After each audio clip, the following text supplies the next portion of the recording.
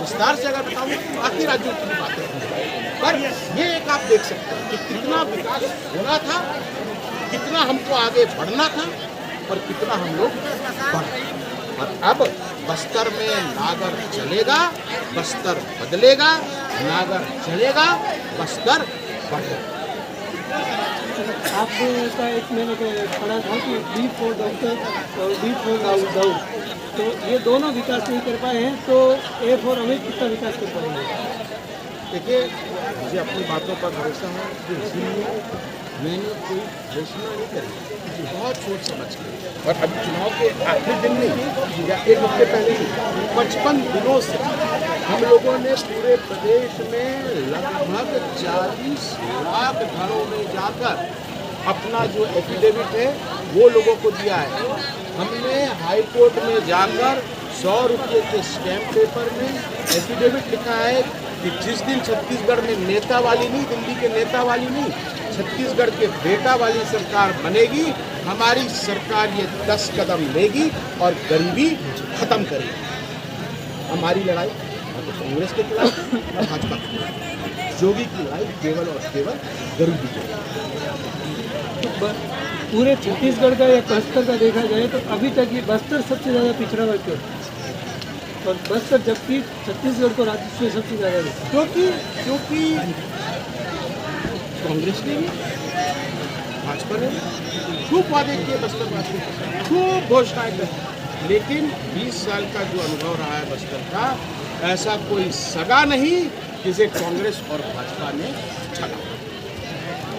दोनों में मतलब पति पत्नी का रिश्ता, दिन में तो तकरार, रात को प्यार और संतान भ्रष्टाचार। जब ये छत्तीसगढ़ को देखते हैं, इनको केवल कमीशन दिखता है, मुझे अपना विजन और मेरे पिताजी का मिशन वो दिखता है।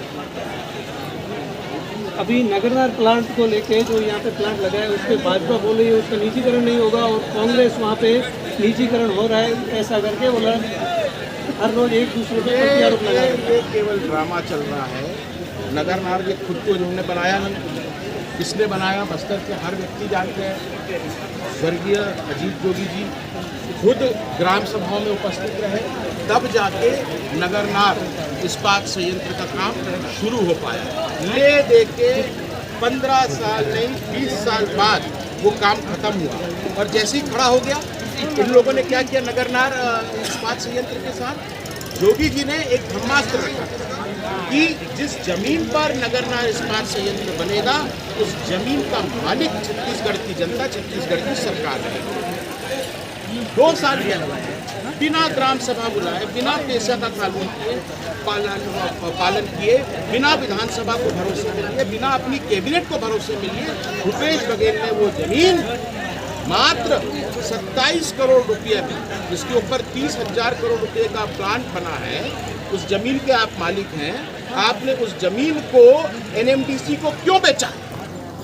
मतलब दोनों ही की साठगांठ हो चुकी है, डील हो चुकी है कि नगरनार को ये बेचने वाले हैं, बोलेंगे जो भी, पर छत्तीसगढ़ की जनता जानती है इनकी नीयत और इनकी नीति दोनों से बेखूबी वाकिफ है छत्तीसगढ़ के लोग। लेकिन मैं अमित जोगी, मेरे पिताजी ने नगरनार इस्पात संयंत्र की नींव रखी, खून पसीने से वो नींव रखी।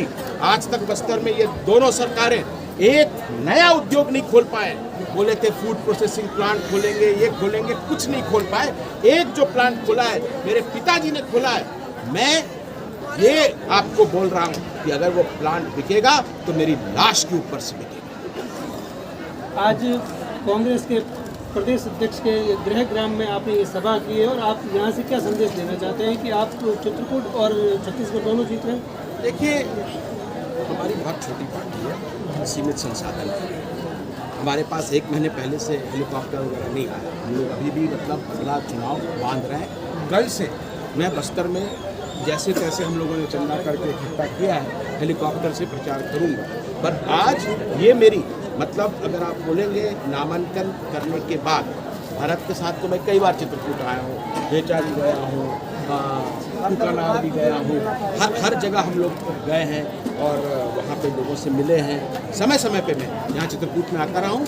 पर प्रत्याशी भरत कश्यप के लिए वोट मांगने मैं पहली बार आज पहुंच पाया और जो प्यार मिला है गड़िया में, मतलब शेर की बांध में जाके आपने ये कार्यक्रम किया।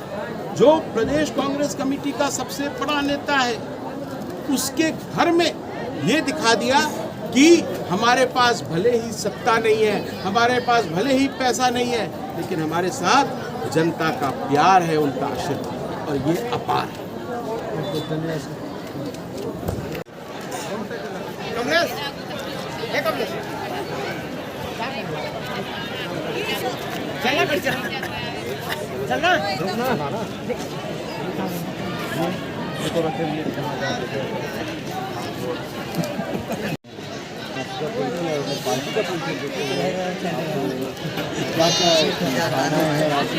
क्या करना चाहते हैं? मैं चाहता हूँ कि आप यहाँ पे मेरे